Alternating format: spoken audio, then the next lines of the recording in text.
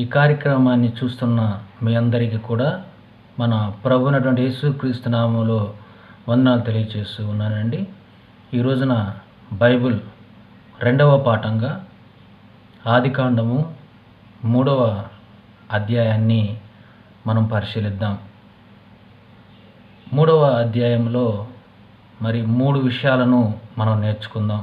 మొదటిది ఆజ్ఞ, రెండవది ఆజ్ఞ అతిక్రమము, మూడవది మరణము.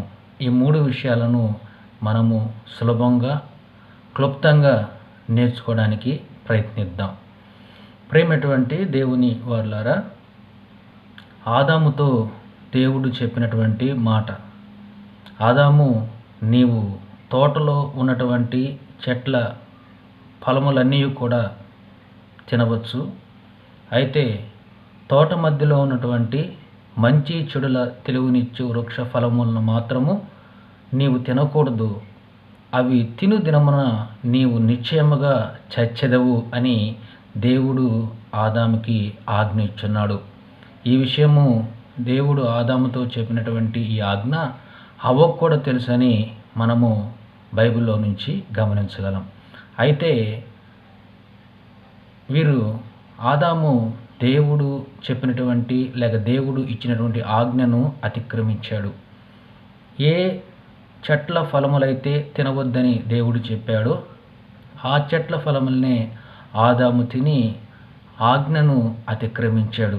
ప్రేమటువంటి దేవుని వారలారా, మరి ఇక్కడ ఒక విషయాన్ని మనము ఆలోచిస్తే ఆజ్ఞ అతిక్రమమే పాపము అని దేవుని యొక్క వాక్యము సెలవిస్తూ ఉంది. ఇది ఎలా జరిగింది?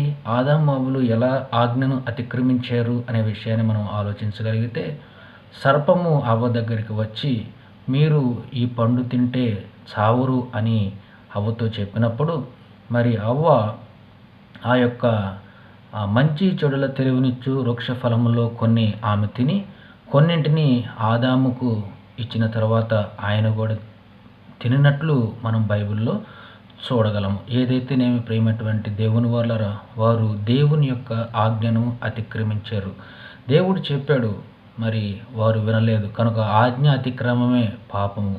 అయితే దేవుడు చెప్పినట్లు మనము ఇక్కడ మనం బైబిల్లో నుంచి మనం ఆలోచించగలిగితే, 3వ విషయంగా మరణము అనగా మరి ఆదాము నీవు పండు తిని దినమున నిశ్చయంగా చచ్చెదవు అన్నాడు.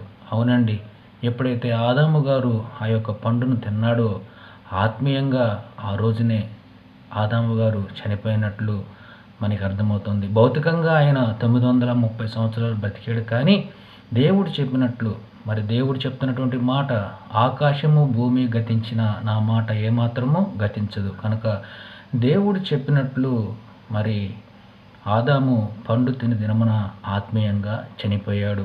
ప్రేమటువంటి దేవుని వాళ్ళరా, ఆత్మీయంగా చనిపోవటం అంటే దేవుని యొక్క సహవాసానికి దూరం అయిపోవటము. కనుక ఈ 3 విషయాల్ని మనము జ్ఞాపకం చేసుకొని, ఈరోజు ఆనాడు సాతాను సర్పాన్ని వాడుకొని మరి ఆదాము హవ్వలను మోసగిచ్చినట్లు ఈ రోజున కూడా అనేక విధాలుగా అనేక రూపాలలో మనల్ని కూడా దేవుని యొక్క ఆజ్ఞను అతిక్రమించే విధంగా సాతాను పోరాడుతూ ఉంటాడని ఈ యొక్క లేఖనాల ద్వారా మనం గమనించవచ్చు. కనుక ప్రియమైనటువంటి దేవుని వాళ్ళారా, దేవుని యొక్క వాక్యము సెలవిచ్చిన రీతిగా మరి దేవుడు చెప్పిన మాటను విందాం. దేవుని చెప్పినటువంటి మాట విని మనము ఆజ్ఞను మరి అనుసరిస్తూ దేవునికి విధేయులవుతూ ఉండగా ఆయన యొక్క అపారమైన కృప ప్రేమ మనందరి మీద ఉంటుందని మీకు తెలియచేస్తూ ఈ నా కొద్ది మాటలు ముగిస్తూ ఉన్నాను.